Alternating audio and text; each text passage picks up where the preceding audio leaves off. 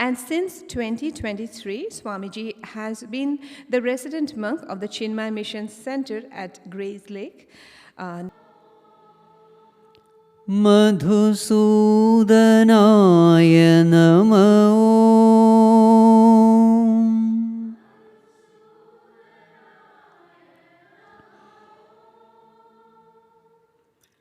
Karanaya Namo.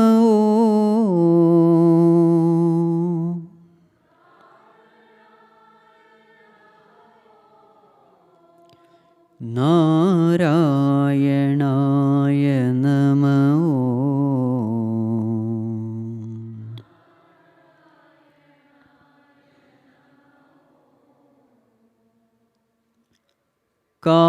Karanaya Namo.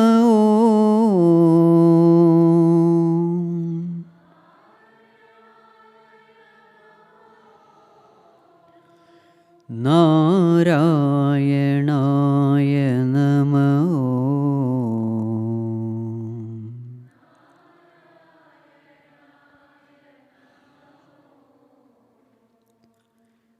Om Namo Namo. Om Namo.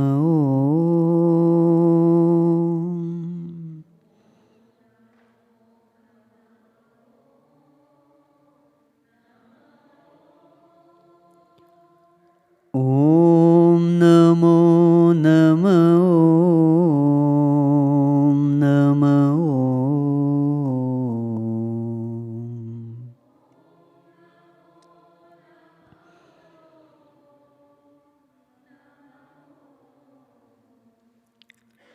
Om Namo Namo. Om Namo.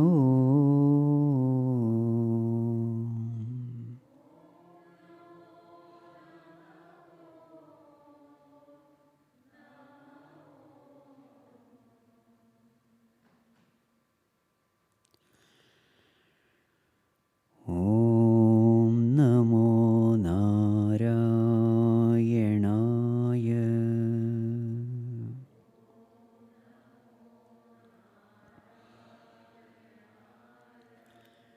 Om Namo Narayanaya.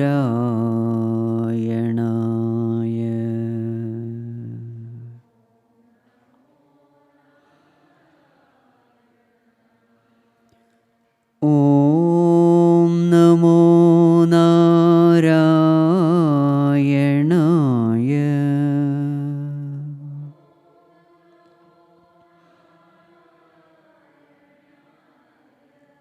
Om Namo Narayanaya. Om Namo Narayanaya. Om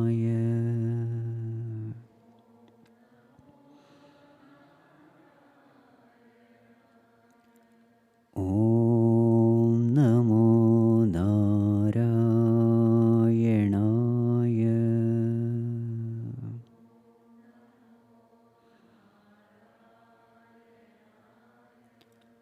Om Namo Narayanaya.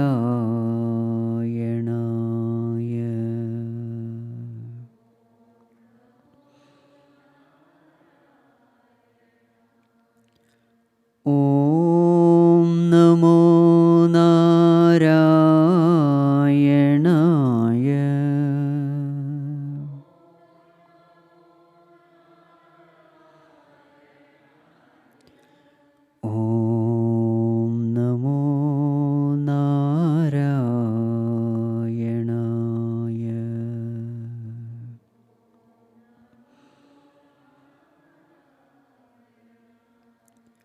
Om Namo Narayanaya.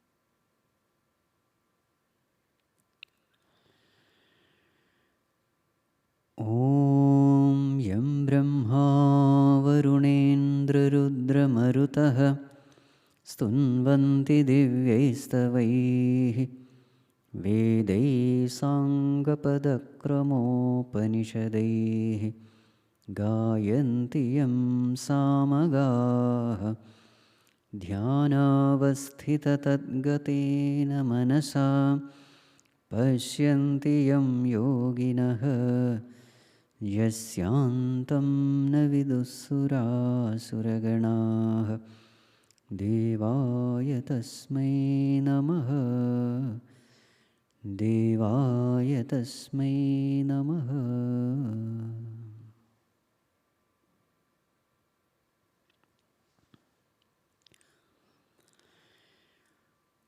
Humble prostrations to one and all present here.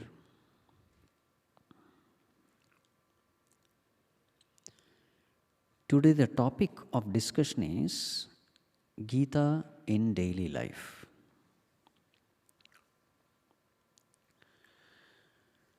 There are so many topics in Bhagavad Gita. I think I will sit comfortably.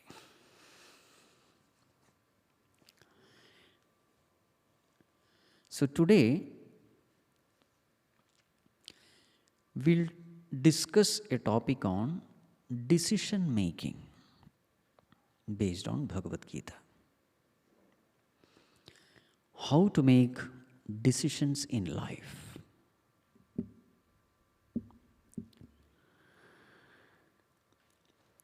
Number one, right decisions can be made depending upon the role we have in the society. In the society, we play so many roles. Whenever there is a conflict between two roles, the right decision would be to act based on the higher role and give up the lower role. For example, Arjuna was there in the battlefield. The two roles were conflicting with each other. Arjuna, the family man, versus Arjuna, the army man. The family man, according to him, here is Dronacharya, my teacher. Here is Bhishmacharya, my great-grandfather. I must worship them. I must obey them, bow down to them. This is what the family man role would say. On the other hand, what does the army man role say? I must fight against them. So the law is, whenever there is a conflict in role, always take up the higher role. There is a lower role, there is a higher role, act according to the higher role. For example, this is the only son of an elderly couple. Suppose he is an army man and there is a war.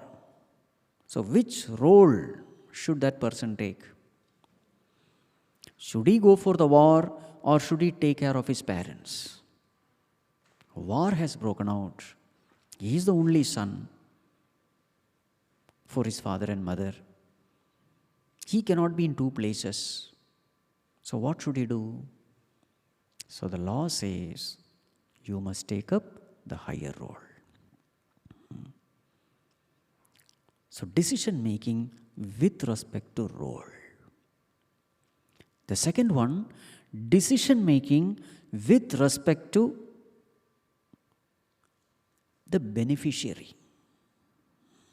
If there are situations, two situations where in one situation the beneficiary is smaller, in the other situation there is a larger cross section of people who are going to get benefited, then the decision making says you must take up that decision where majority of the people are benefited.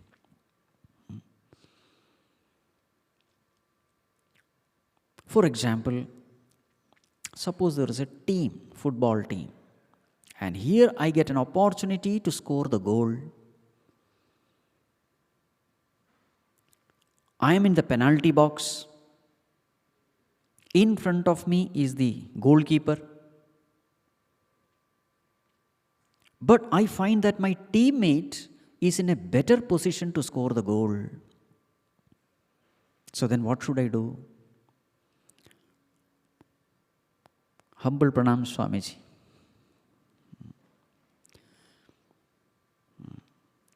So what am I supposed to do when such a situation presents in front of me? Individually, I will be benefited if I take the ball and try to score the goal. But it is difficult because the goalkeeper is in front. So for the welfare of the team, what should I do? I should sacrifice my individual ambition for the welfare of the team. So this is decision making with respect to the welfare of the totality. So whenever there is a conflict, I must take decision for the welfare of the totality. So in this case, I must pass the ball to my teammate who is in a better position to score the goal. I must sacrifice my individuality for the welfare of the totality. This happens at the body level also. There is some disease in the hand, some wound in the hand. I try to heal the wound. But suppose that wound is not healing and that wound becomes a threat to the whole body. What will I do? I will amputate my hand.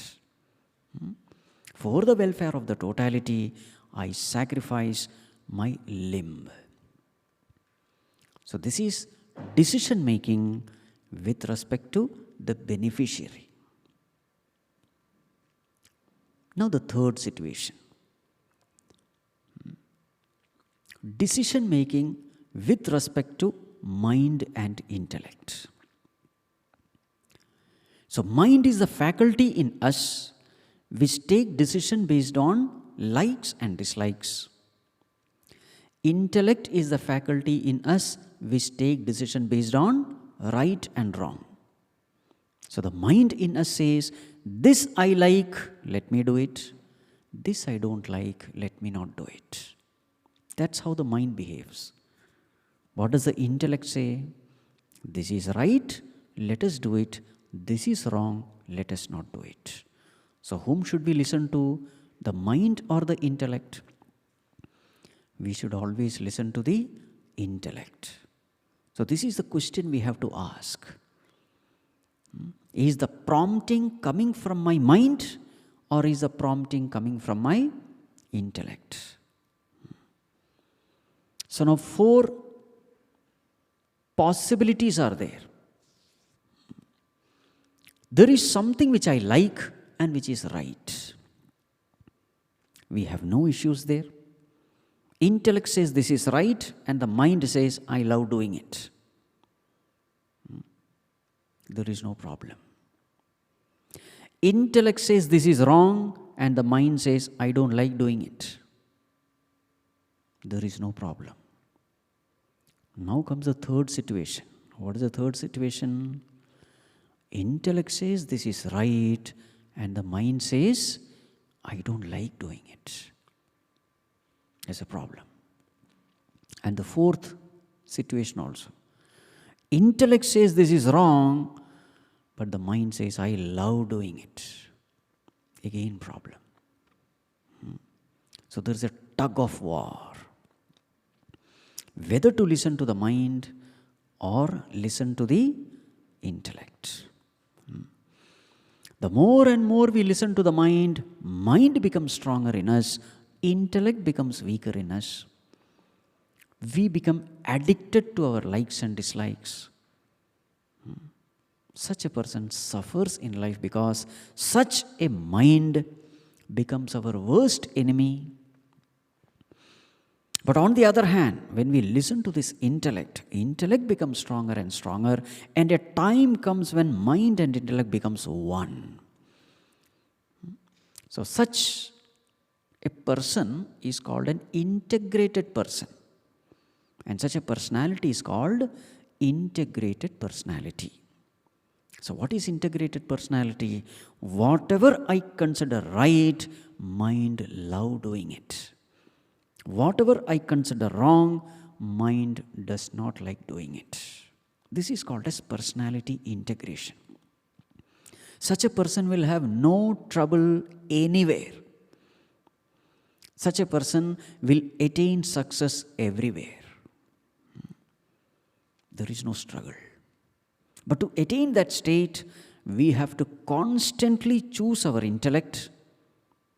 We have to constantly obey the biddings of the intellect and not the mind. There is a struggle involved. But with every struggle, the personality slowly gets more and more integrated. So this is decision with respect to our faculties. So what is the first one? What is the first one? Decision making based on role. Second one, decision making based on the beneficiary. The third one, decision making based on the faculties in us, mind and intellect. 3 over. Fourth one, decision making based on our svadharma. Svadharma. Swadharme nidhanam shreyah paradharmo bhayavaha, Bhagavan says in Gita. It is better to die performing one's swadharma. It is dangerous to perform paradharma, Bhagavan says. So what is that swadharma? We have to understand.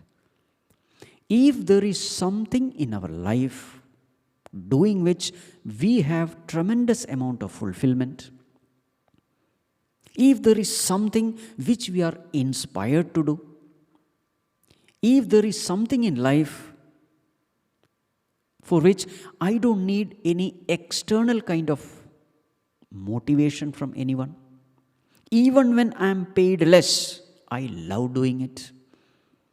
I take it as a hobby. Even the challenges which come, I don't consider it as a challenge. Rather, I am inspired to learn more. If there is something in my life like that, then understand that is my svadharma. This is how we know what is my svadharma. Always decision must be taken according to one's svadharma, says Bhagavan. Many times as parents we make this mistake, especially with our children. The father says, I could not become a doctor, so therefore my son should become a doctor. In our family there is no doctor, so therefore my dear son, become a doctor. And this son has no interest in medicine at all. For him it is paradharma. But because of the force of the parents, this fellow takes medicine. What will be his condition? So in the medical college, he has no interest in studying. Everybody else is studying well.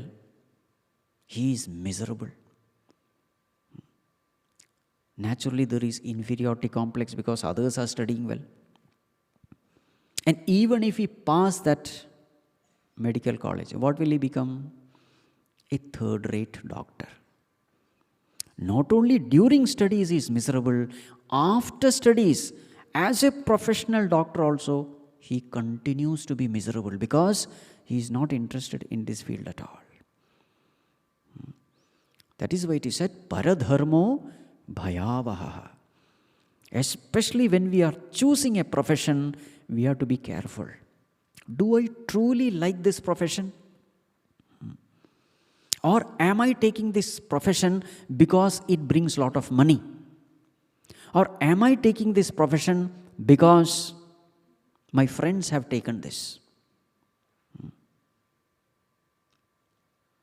So this is called as svadharma. That which I love doing it, that in which I am self-inspired, motivated, that where difficulties and problems and challenges are not challenges for me, it is stepping stone to learn more. I love these challenges. That profession, which is almost like a hobby for me, if there is something like that, then we must choose that as our profession. So, this svadharma is something which others cannot tell me. I will have to find out. Intuitively, everybody is guided. Everyone in this world is guided. Forget about human beings, even animals, insects, birds, even they are guided based on their svadharma. For example, what is the svadharma of a fish? The svadharma of a fish is to remain water, swim in water, not to come out of water. That is svadharma of a fish. What is the svadharma of a monkey? Remain on the tree, jump from one branch to another. That is the svadharma of a monkey. But suppose the fish try to learn how to climb a tree. This becomes paradharma. Many times youngsters do this. Just imagine, fish is learning how to climb the tree.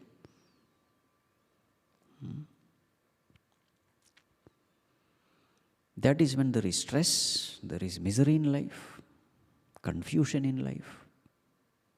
Never listen to the outer noise, always listen to the inner voice of God. Everyone is guided by that Lord. Only thing is we have to listen to Him. An earthworm must remain under the earth. That is its svadharma. A bird must remain on the top of the tree. That is its svadharma.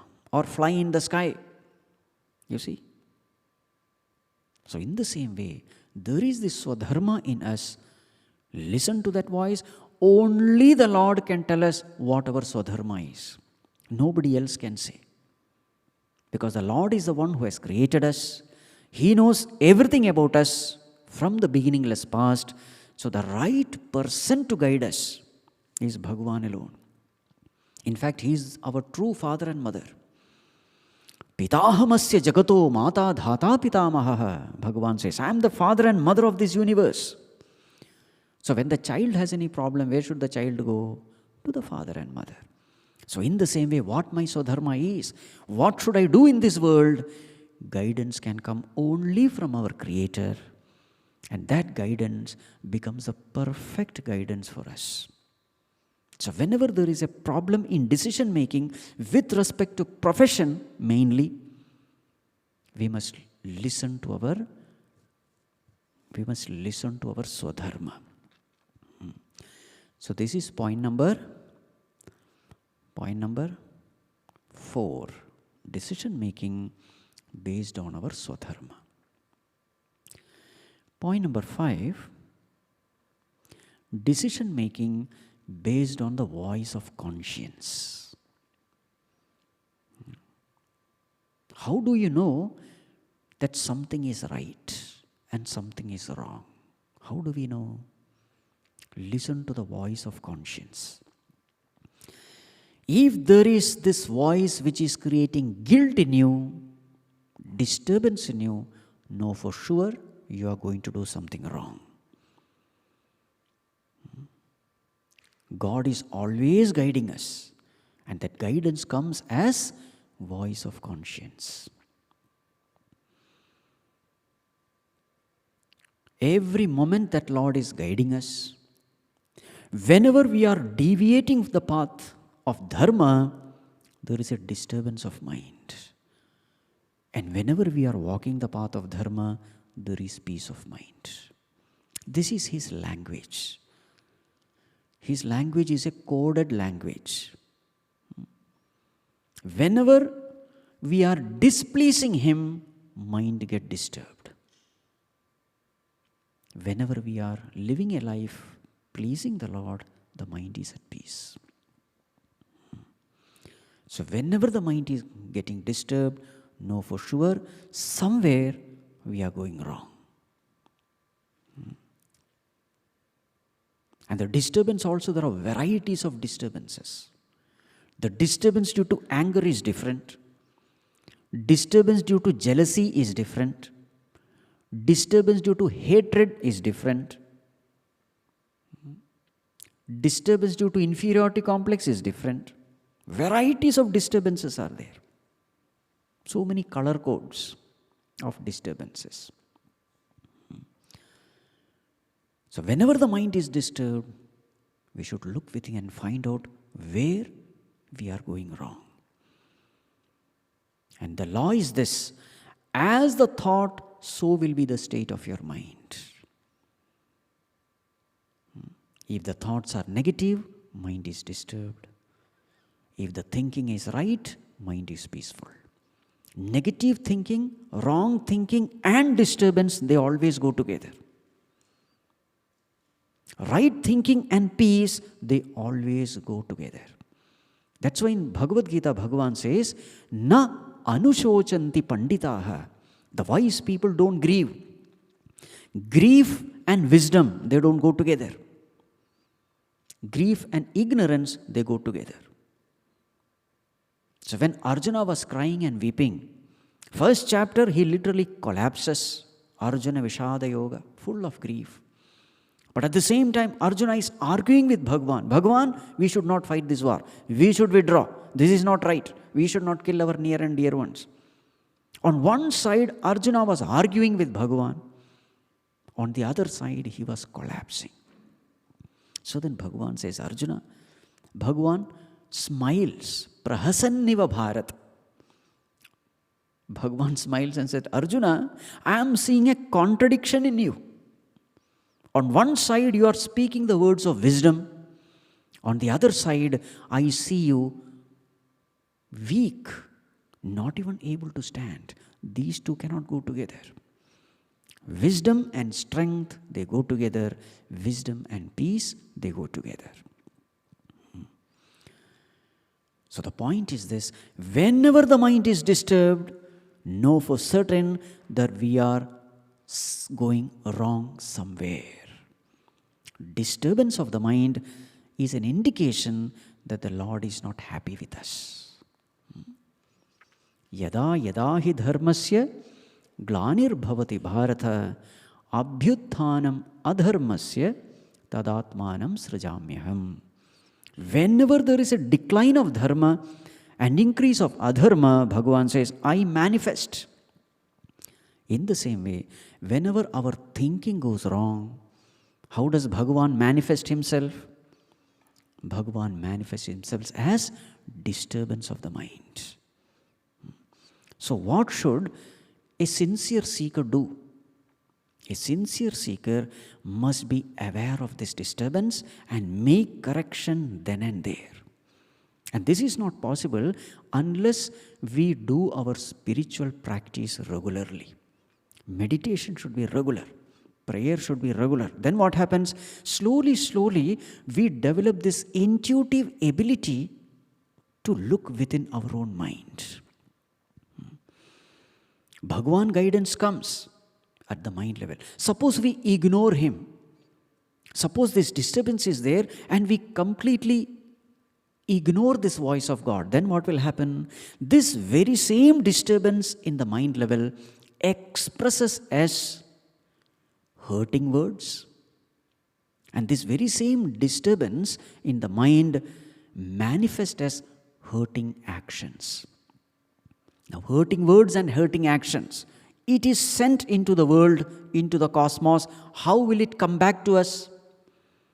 Hurting words come back to us in the form of hurting words from the other. Disturbance sent into the cosmos comes back as disturbance. Comes back as unhealthy, unconducive environment. It comes back to us as suffering in the world. So what should we do? Nip it in the bud. A stitch in time saves 9. At a very early stage itself, make the correction. And this is possible only with regular prayer, regular meditation. A sincere seeker is able to detect this disturbance at a very early stage. So this voice of conscience is a great treasure. We have to listen to it. So this is decision making with respect to voice of conscience. So this is the Maha Mantra of life. What is the Maha Mantra? If I am disturbed, I am wrong. If I am disturbed, I am wrong. Generally, what do we say? If I am disturbed, somebody else is wrong. Isn't it? Whoever is disturbing me, that person is wrong. But the truth of life is, if I am disturbed, I am wrong. Somewhere God is indicating it to me. Hey, my dear child, correct yourself. This is not the way to think.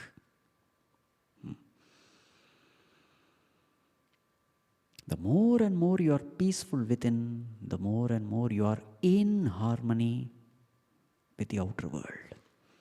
The outer world of things, beings and situation. Many times we talk of world peace, as though peace has to come from the world.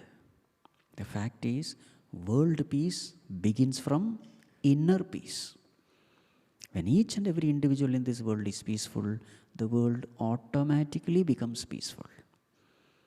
But when individuals are disturbed, they disturb the peace of the world. So that is why these two terms always go together. Peace and harmony. Peace inside, harmony outside. The more and more we are peaceful inside, we create a harmonious world outside. Right. So this is point number. Are you keeping the track? The first one, role. The second one, beneficiary. Third one, faculties, mind, intellect. Fourth one, svadharma. Fifth one, the voice of conscience. Now the sixth one, whenever we take decisions, always remember the mind should be in a Sattvic state. What are the three moods of the mind according to Bhagavad Gita? The 14th chapter discusses that in detail. The three moods of the mind, what are they? Tamasic, Rajasic and Sattvic. Never take important decisions when the mind is tamasic. What is that tamasic state? When the mind is lazy, sleepy, dull, bored, uninterested, then that state of mind is called a tamasic state. That is our worst state. Then the next one is Rajasic state, when the mind is agitated, disturbed, extroverted, passionate. That state of mind is called Rajasic state. Never take decision when the mind is in Rajas. That the third one is Sattvic state, when the mind is peaceful, when the mind is quiet, when the mind is alert. All decisions must be taken when the mind is in Sattvic state. Whatever decision you take in that Sattvic state of mind, you will never regret it in life. But whenever decisions are taken in Rajasic or Tamasic state, later on you will say, oh, I made a mistake. I shouldn't have spoken that way. I shouldn't have done this way. So whenever important decisions are taken, ensure that the mind is in Sattvic state. So this is decision with respect to the moods of the mind. Now the next one, suppose you don't know how to decide. None of these things are working. None of these 6 tips are working. Then what to do? Then just surrender unto God. Which is that verse of surrender in Bhagavad Gita where Arjuna surrenders unto Bhagavan.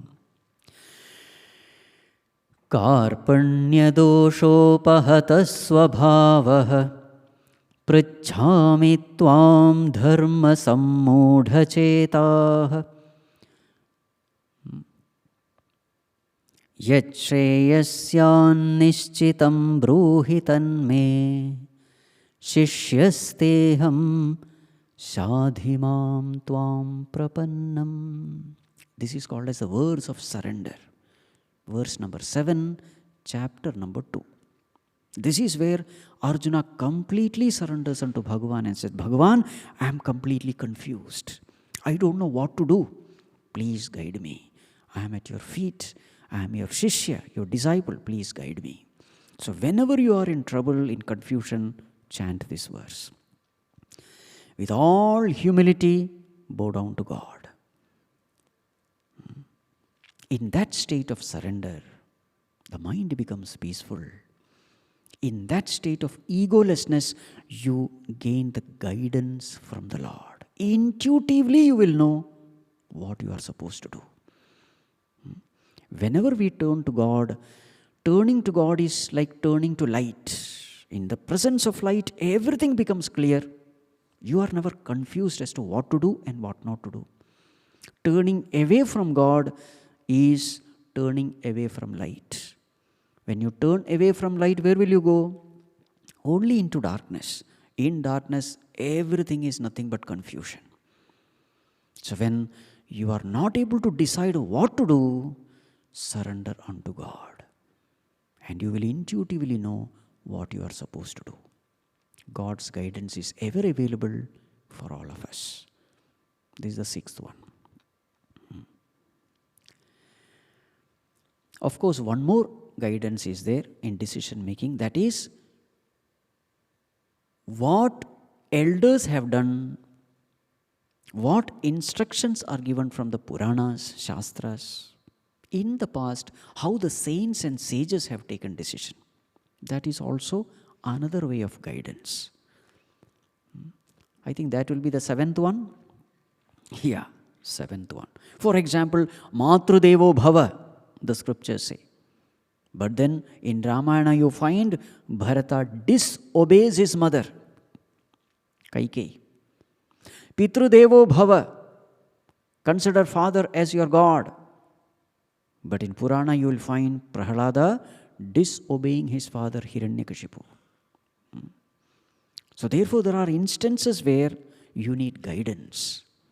So we have the stories of the Puranas, we have the elders, the saints and sages. So this way we have 7 ways of decision making. So 45 minutes have passed. So I think now we can have some question answer.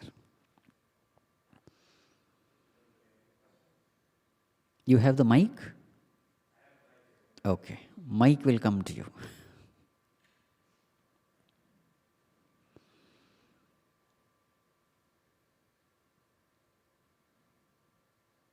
Any question, it need not be always decision making related.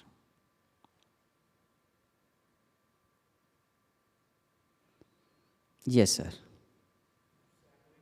Mic will come. Can you please explain what is the definition of God according to you?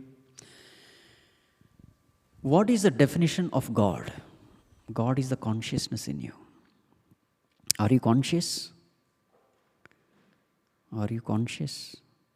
You are conscious of this hall. You are conscious of people. You are conscious of color. You are conscious of sound. You are conscious of your thought. That light of consciousness, in the light of which you are aware of all this, that consciousness in its purest form is God. Prajnanam Brahma. Consciousness in you is God.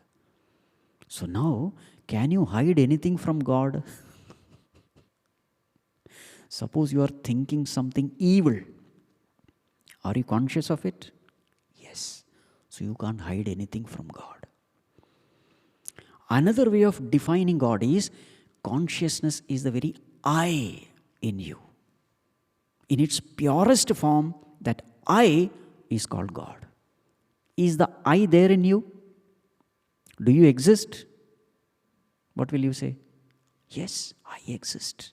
That I, in its purest form, is God. So even an atheist cannot deny God.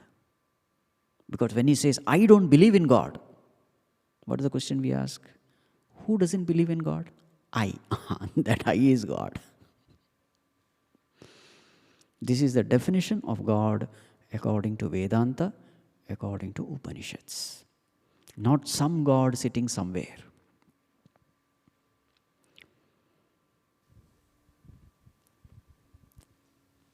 Any other questions? Yes. Hello.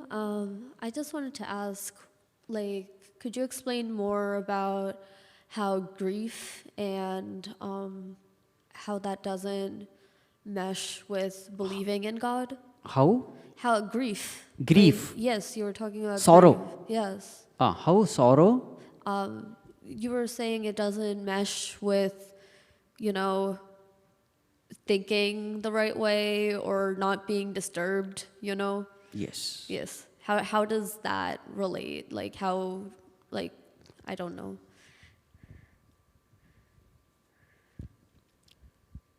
How does grief come? What is the question? Let me be clear about the question. How God guides us? Is that the question? Why would it not, why would grief not... Why grief? No, why is being disturbed and feeling grief, why is that opposed to, following God? Why there is grief in this world? Is that the question?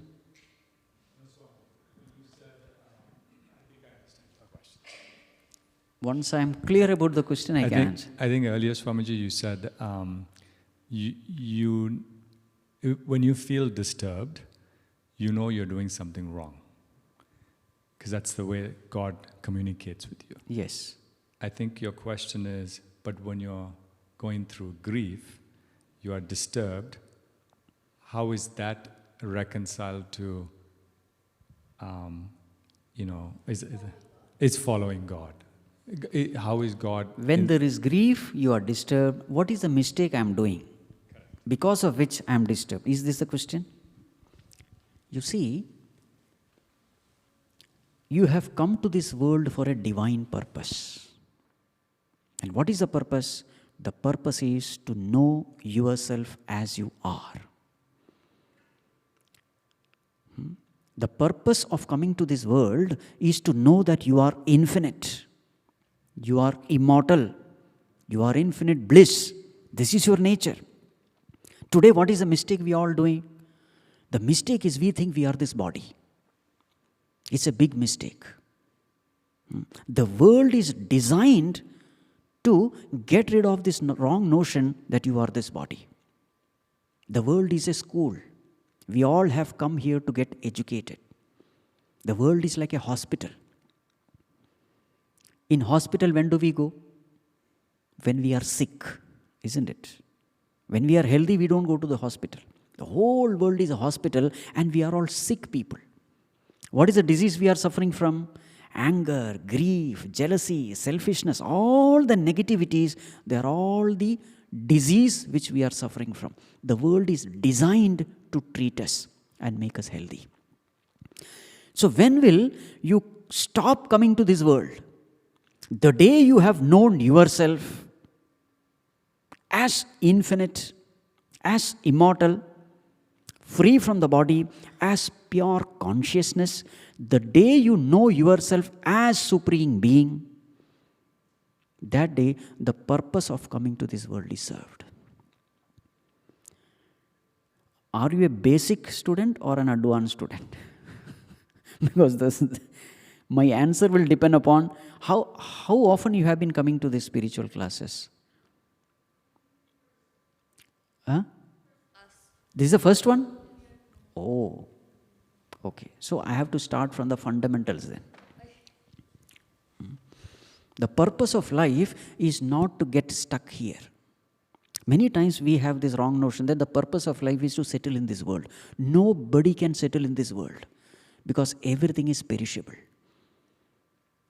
This body itself is perishable. So then what is the purpose of life? The purpose of life is to attain that highest. But many times what happens is, we get stuck with things, beings and situations in this world. Remember, they are all perishable, including the physical body.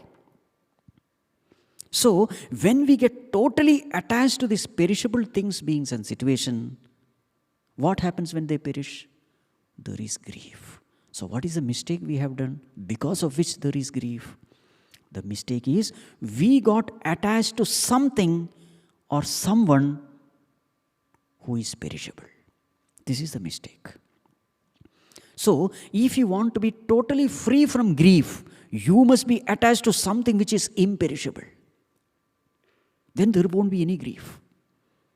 And what is the only thing which is imperishable in this world? It is God. And where is that God? It is a consciousness in you. Be attached to that imperishable God and there won't be any sorrow in your life. Be attached to this perishable world and there will only be sorrow. Choice is yours. So sorrow is an indication that somewhere we have made this mistake. So how to live in this world? You will have to live with near and dear ones. You will have to live in this world. Serve everyone, love everyone, but at the back of the mind always remember that everything in this world is perishable. Only God is imperishable. Hold on to Him. Then there won't be any grief. Did I answer your question? If not, you can ask further question.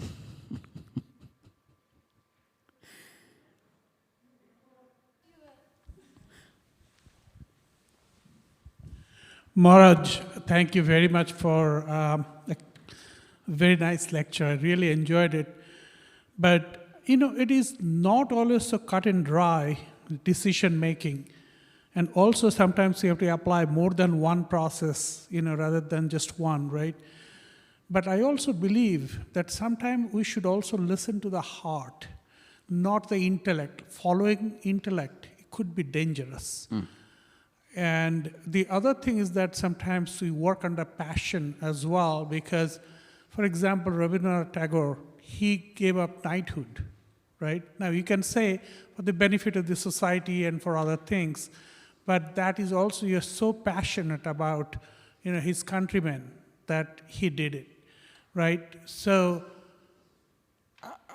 again, this may not be a question, but again, it's like combining multiple things, and sometimes it's hard to understand the difference between mind and conscience, like you talked about. Because as ordinary people, I cannot say, okay, is this my conscience speaking or is this my mind speaking? Right? The disturbances that come into the mind, that could be coming from the conscience, not the mind itself, but it could be mind itself, right? So there's some fine differences. Could you please elaborate on that? Yes. Those points? See, your first question about heart, you can keep the mic. Sometimes you will have to ask a counter question. You see, what is defined as heart? Mind plus intellect is what is called as heart. Meaning, something is right and I love doing it. That is called as heart. When both of them come together, so whenever Swami Vivekananda says, listen to your heart, so it means the combination of mind and intellect. Something is right and I love doing it. That is called as heart. So this is the answer to the first question. The second one is, what is the difference between mind and conscience? Purified mind is what is called as the voice of conscience. Mind has three moods. You can't trust the mind when the mind is rajasic. You can't trust the mind when the mind is tamasic. Your own mind can mislead you. When the mind is agitated, for example, you are full of anger, that mind, angry mind, disturbed mind will say, give this fellow two. Very dangerous. So, but when the mind is very peaceful, Sattvic, such a peaceful Sattvic mind becomes the voice of conscience through which the Lord speaks to us.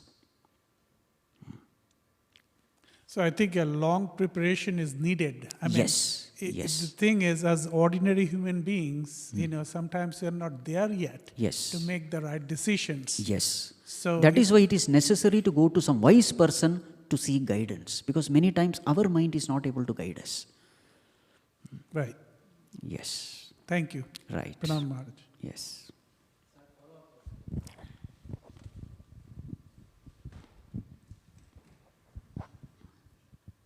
Namaste. As you said, multiple lives are needed to educate ourselves to make our conscience purer. But most religions believe in only one birth. Hinduism is the only one that believes in rebirth. How do we explain that when there is only one God? How do we explain that? I don't have to explain it because Hinduism believes in multiple births. So is it fair to say that I would have loved to be in born under other religion parents so that I don't have to get to be born again and again and be done in one lifetime? See, the thing is, what is the truth? What is the truth? I have heard from so many sources that even in other religions also there is a reference of rebirth. This is what I've heard. I am not a master of other religion, so therefore I don't say anything. But I've heard this, that in other religions also there is a reference of rebirth. Now, whether rebirth exists or not, how do we know? So in our scriptures, we use three ways: yukti, shruti, and anubhuti. Shruti, what do the scriptures say? Scriptures unanimously talk about rebirth. Unanimously. All the Vedas, the Upanishads, Bhagavad Gita, Shruti. Yukti, what does the logic say? Logic also talks about rebirth only. For example, child prodigies. How will you explain this concept without the concept of rebirth? At a very young age, a child is able to chant the entire Bhagavad Gita. At a very young age, the child is highly spiritual, or they are able to play all these instruments, etc. How do you explain this? Also, at a very young age, one child is born in slum, mentally challenged. Another child is born in a prosperous family, educated family. How will you explain this? So this is called as yukti, logic. So shruti, yukti, and the third one is anubhuti. Anubhuti means experience. Experiential also, there are so many cases registered where this child is able to remember the past in certain. So exactly that person goes there. So there that person died as a grandfather, and here this child says, I am that grandfather. So many such, situations have been recorded. So Shruti, Yukti, Anubhuti speaks about rebirth. So therefore the matter is over.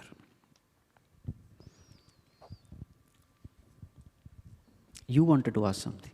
Yes, so I have some confusion between mind and consciousness. Yeah. So whenever you say everything is consciousness, then how the mind could be separated from the consciousness? See, in Vedantic terminology, please understand, mind has nothing to do with consciousness. In a medical terminology, consciousness means it's a function of mind. Therefore, they use the term, he lost consciousness. He regained consciousness. Because in medical terminology, when they use the term consciousness, it is related to the mind. Whereas in Vedantic terminology, consciousness has nothing to do with the mind. In fact, mind borrows the ability to know from consciousness. Just like a mirror borrows light from the sun, and the mirror is able to reflect the sunlight. In the same way, mind borrows the ability to know from consciousness, and it becomes conscious. Consciousness is a totally different entity. It has nothing to do with the world. Yes.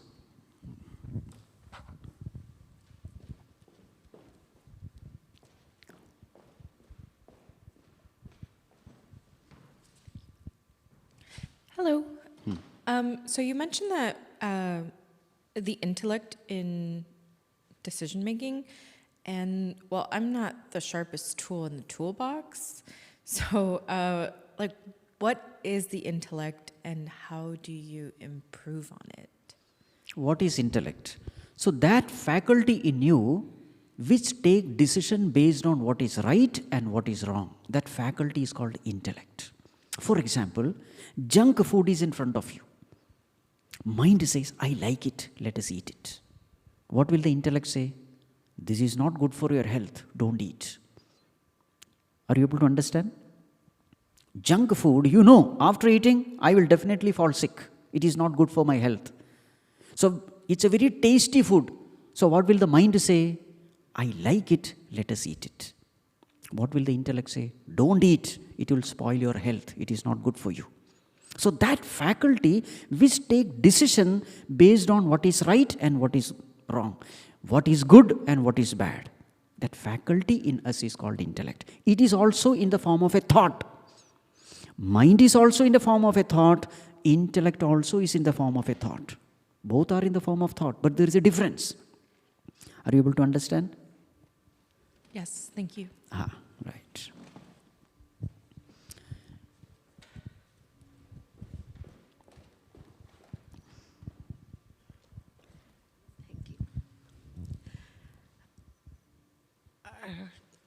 So many times people know what is right and what is wrong. What is my svadharma also, but even in Mahabharata, Duryodhana tells that I know what is right, but I cannot do it. So what is the reason when they know they cannot do it? And then another little additive, if you can do it, all the time maybe the intellect cannot take the right decision. So I do not know the English, but the pragya, which is the intellect without any vikars affecting it, that can take the right decision. Is it like that? What is the definition of prajna according to you? Where all those vices or shad ripus, kama, krodha, lobha, mad, moha, are not affecting, then that prajna is beyond, more near to consciousness, and then that prajna will take almost right decision. Yes. But here, so what is I don't understand the answer Lord gives to Duryodhana, to that question, that why Duryodhana cannot do the right things, Yes. even though he knows it. Yes. See, a similar question is asked by Arjuna also to Bhagavan. That happens in the 3rd chapter. Athakena prayuktoyam papam charati purushah anichannapi varshneya balad iva niyojitah. Bhagavan, many times we know this is good, this is bad, but still it is as though some external force forces us to do the wrong thing. Why is it that people commit sin even though they know that it is sin? So there Bhagavan gives the answer. Kamayesha krodhayesha rajoguna samudbhavah mahashano mahapapma vidhi enam iha vairinam.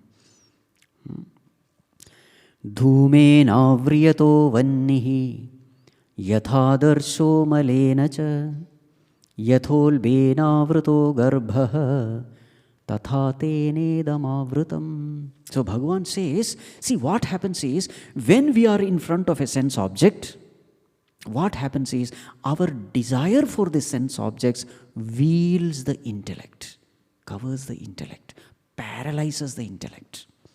So sense object is in front, your desire to indulge in it, it just paralyzes your intellect, covers the intellect. And 3 examples are given. What are the examples? Just like the smoke covers the fire, just like the dust covers the mirror, just like that baby in the womb is covered by the fetus, in the same way, this jnanam is covered by this desire. So this is what happens. Covering happens, wheeling happens. So when a sense object is in front, for example, say junk food is in front, very tasty. So when you see that junk food, that desire to eat that junk food covers your intellect, paralyzes it. Why 3 examples are given? They are the 3 stages. Initially, it is like smoke and fire. To remove the smoke from the fire, it is very easy. One puff and it goes away. But the second stage is dust and the mirror. Puff will not do. You have to literally wipe it, more effort. The third one is the baby inside the womb. You can't do anything. And the baby is also upside down. So your desire makes it feel that this sense object is very good. It shows the wrong path, telling that it is right. It shows the right path and says that it is wrong. This is what happens when the desire covers the intellect. Intellect literally becomes paralyzed. What is the job of the intellect? To show what is right and what is wrong. It is no more able to do that. In such a, what you call, paralytic attack, human being becomes a two-legged animal. Because now he is not able to think. He is not able to discriminate. And in such a situation, he commits all kinds of blunders. So how to resolve that thing? Because then the person will do something very How wrong. to resolve that thing? So Bhagavan says, Tasmat indriyanyado niyamya bharatarshabha. This is the advice given. Arjuna, therefore, first step, first aid. Don't expose yourself to places where you will be tempted to do the wrong thing. Indriyani niyamya. This is the number one. Don't go to places where you will be forced to commit sin. In this world, there are good places, there are bad places. Don't go to bad places.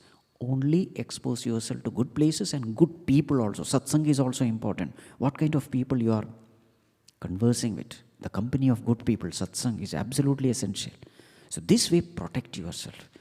And as far as the inner desires are concerned, Bhagavan asks us to hold on to him. Bhagavan himself says, Devi hesha gunamayi mama maya duratteya mameva ye prapadyante maya metam tarantite. My maya is very difficult to cross over, impossible to cross over. But those people who surrender unto me, they cross over easily. So the best way of getting rid of all these negativities is hold on to God. Surrender unto God. Thank you. Right. Is done?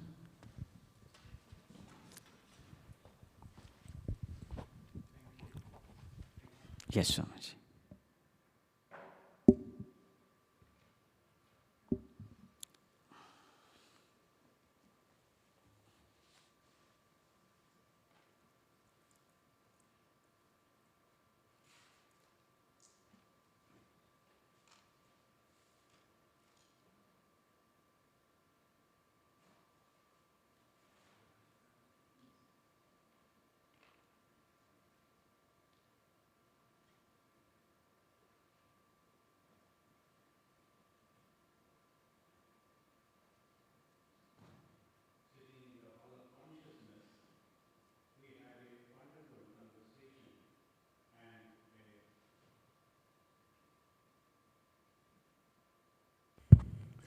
So, sitting in the hall of consciousness, we had a wonderful discourse on consciousness.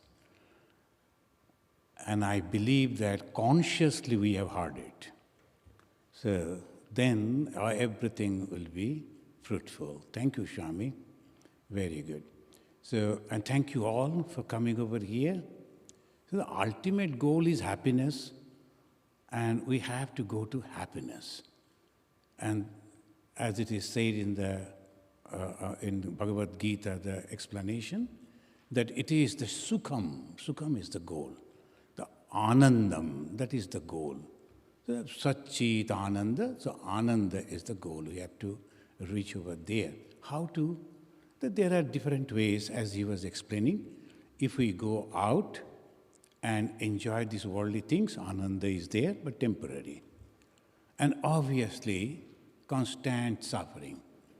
But if we understand that this is not permanent, let us search for the permanent, then your journey for spirituality begins. And where it ends, we become completely Ananda. Anandeva khalu imani bhutani jayante. As in the Upanishad it says, from the Ananda, everything has come. So goal is to go back to Ananda, and the path is religion. It may be different way, but ultimate goal should be happiness, Ananda, and that should come from within, not from outside. It's excellent, the talk that you have given, and your way of teaching is so wonderful. Thank you, Swami. And we expect that you will visit us again, and we will meet our devotees again. Thank you all, and let us now go down from the Hall of Consciousness to our Naimisharanya Hall to have a little tea, coffee, and snacks, and chit-chatting. There also you can ask questions to the Swami. Thank you very much. Let us say Shanti 3 times, as you always do. After me, you repeat. Om Shanti. Shanti. Shanti. Harihi Om.